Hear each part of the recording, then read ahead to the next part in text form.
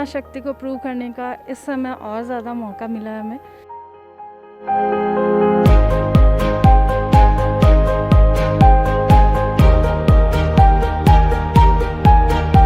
हम तैयार पूरी तरह से।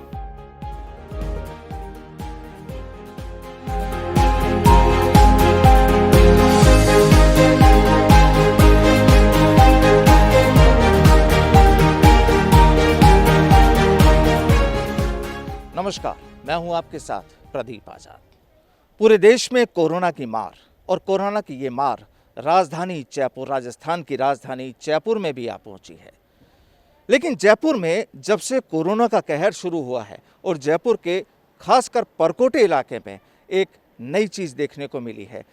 पुलिस प्रशासन, सरकार, हर शख्स, मेडिकल टीम अपनी अपनी तैयारियों में जुटे हैं। लेकिन यहाँ पर एक नया जो चेहरा और नई जो एक रफ्तार पूरे इन काबू करने के लिए जो एक नई रफ्तार यहाँ पर देखने को मिली, वो मिली यहाँ पर एक निर्भया स्क्वाड की। निर्भया स्क्वाड हालांकि वर्किंग पुरानी है, लेकिन इस कोरोना के मामले के दौरान जो पूरा तस्वीरें जो सामने आई और जो ज़्यादा लोगों के बीच में इस निर्भया स्क्वाड में आखिर क्या है, लोगों को जानकारी मिली। और केवल जयपुर ही नहीं, जयपुर के अलावा राजस्थान और राजस्थान के अलावा दूसरे प्रांतों में भी इस निर्भया स्क्वाड का नाम हुआ। आखिर क्या निर्भया स्क्वाड है, क्या इनका काम है, और जयपुर के परकोटे इलाके में जहां पर इस समय कर्फ्यू लगा हुआ है, वहां पर किस तरह से इनका अनुभव रहा, क्या इन्होंने नई तस्वीरें वहां पर देखी, क्या माहौल देखा, क्या परेशानियां भुगती, उन सब पर चर्चा के लिए आज हमारे साथ मौजूद हैं एडिशनल एसपी और इस निर्भया स्क्वाड की पूरी तरह से कमान संभालने वाली सुनीता मीना जी।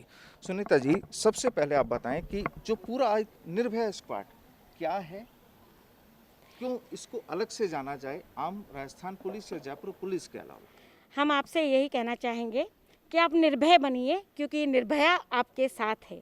निर्भया स्क्वाड महिला ऑफिसर्स की टीम है और ये जयपुर पुलिस की टीम है।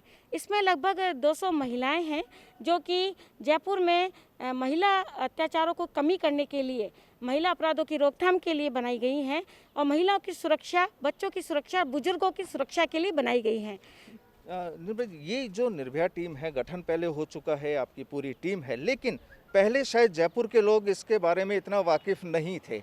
जब से कोरोना का मामला जयपुर में हुआ है और ख़ासकर परकोटे इलाके में जो कर्फ्यू का जो पूरा घटना चक्र हुआ है, फ्लैग मार्च की जो चीज़ें सामने आई, वहाँ पर शायद निर्भया का नाम ज़्यादा हो रहा है। बिल्कुल बिल्कुल, आप सही कह रहे हैं।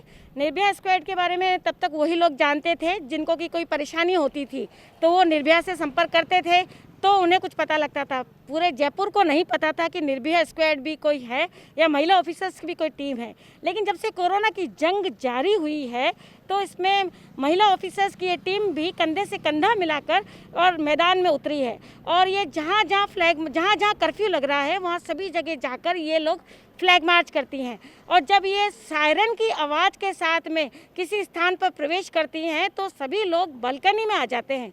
अब तो लोग सब इनको जानने लग गए हैं और इनसे काफ़ी लोग वाकिफ़ भी हो गए हैं। तो कुछ जो असामाजिक तत्व हैं वो उनको देख के डरते भी हैं, इनको देखते ही तुरंत ही घरों में घुस जाते हैं।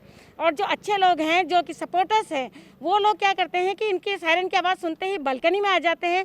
तो कोई तो तालियां बजाता है, उनका स्वागत करता है, कोई फूलों की बारिश इनके ऊपर करता है, तो कोई हमारा जो नेशनल फ्लैग है वो उनको लाकर गिफ्ट में देता है। तो वर्किंग आपकी पहले से भी रही है, जयपुर के दूसरे इलाकों में भी है। जो चीज़ आप बता रहे हैं कि कर्फ्यूग्रस्त इलाकों में भी है, मैं जानना चाहूँगा कि जो परकोटा इलाके में जो पिछले कुछ दिनों में जो पूरा आपका ऑपरेशन और पूरा फ्लैग मार्च, आपका गश्त, पूरी जो चीज़ें रही है, आखिर क्या अनुभव रहा और वहाँ आपने क्या कुछ नया देखा? जो फ्लैग मार्च करते समय हमने पहली बार जो परकोटे की एक एक गली छान मारी है और शायद वो गलियां हमने भी पहले कभी नहीं देखी थी। लेकिन इस कोरोना के चलते हमने हर एक गली को कवर किया है, सारी गलियों को देखा है, लोगों से वाकिफ़ भी हुए हैं, लोगों की ज़िंदगी किस तरीके से वो लोग जी रहे हैं वो भी हमें समझ में आया है। उसके अतिरिक्त जो परेशानियाँ हैं कि किस तरीके से हॉटस्पॉट बनता चला गया और उसके अंदर पुलिस को भी काफ़ी चीज़ें समझानी पड़ी उन लोगों को, क्योंकि कुछ असामाजिक तत्व हैं जो कि अफवाह फैला देते हैं जिससे कि मामला ख़राब हो जाता है। तो हम लोगों ने सभी से ये अपील करते जाते हैं कि प्लीज़ आप अफवाहें ना फैलाएं।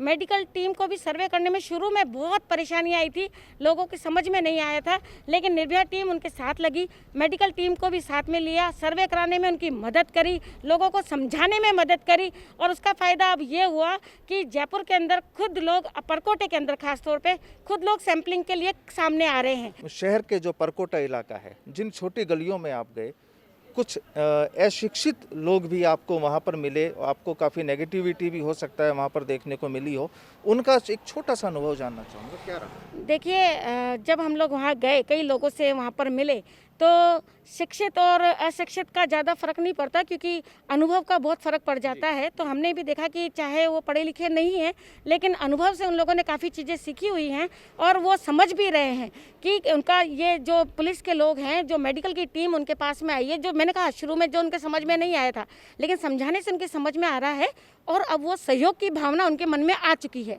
और जहाँ जिन लोगों के पास में, कुछ एक ऐसे लोग भी यहाँ हैं जिनके पास में राशन वगैरह नहीं था, तो उन लोगों को प्रशासन से कह के राशन वगैरह की व्यवस्था भी कराई गई।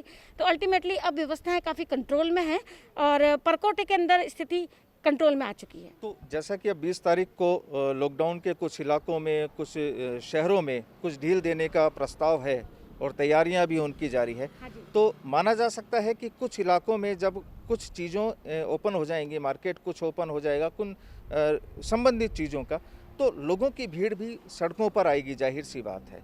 तो उसको कंट्रोल करने की कोई तैयारियां हैं? बिल्कुल, ये हमारे लिए चुनौती रहेगा। लॉकडाउन करना आसान है, लॉकडाउन को जब खोलना होता है तो इट्स वेरी टफ, ये हम लोग जानते हैं और ये हमारे लिए, सभी पुलिस के लिए, प्रशासन के लिए चुनौती रहेगा, लेकिन हमने इसके लिए तैयारी की हुई है और इसीलिए हम लोग इसको स्टेप बाय स्टेप के अंदर चल रहे हैं कि पहले ग्रीन जोन को, फिर येलो जोन को और फिर रेड जोन को, इस तरीके से हम लोग धीरे धीरे इनको खोलेंगे। और सारी आपको प्रशासनिक अधिकारियों के द्वारा आपको व्यवस्था जारी की जा रही है कि किस तरीके से व्यक्ति, कौन कौन लोग, आपको एक एडवाइजरी आपको जारी करी जा रही है। तो कृपया उस एडवाइजरी का पालन कीजिएगा, अन्यथा पुलिस सख्ती से कार्रवाई करेगी, क्योंकि कोरोना की चेन को तोड़ने के लिए पुलिस को हर सूरत में सख्त होना पड़ेगा और हम सख्ती से कार्रवाई करेंगे, ये आपको बता ही दे रहे हैं। तो जाहिर सी बात है कि अगर पुलिस के नियम कायदों के या सरकार के जो नियम कायदे हैं, अगर आपने उनको तोड़ा तो सख्ती बरतनी जरूरी होगी। और ये केवल सरकार के लिए ज़रूरी नहीं है, ये आप और हम सबके लिए ज़रूरी है कि इस कोरोना महामारी से बचने के लिए सबसे बड़ा जो मूल मंत्र जो माना गया है वो है सोशल डिस्टेंसिंग। और ये सोशल डिस्टेंसिंग चाहे 20 तारीख को मार्केट खुले, 3 तारीख को लॉकडाउन खत्म हो जाए, लेकिन उसके बाद भी हमें अगर अपनी सेहत का ध्यान रखना है, हमें अपना समाज का ध्यान रखना है, हमारे देश का ध्यान रखना है, तो इस सोशल डिस्टेंसिंग को अपनाना बेहद ज़रूरी है। पुलिस का काम है कानून और सुरक्षा व्यवस्था को बनाए रखना, लेकिन हमारी ज़िंदगी हमारे अपने हाथ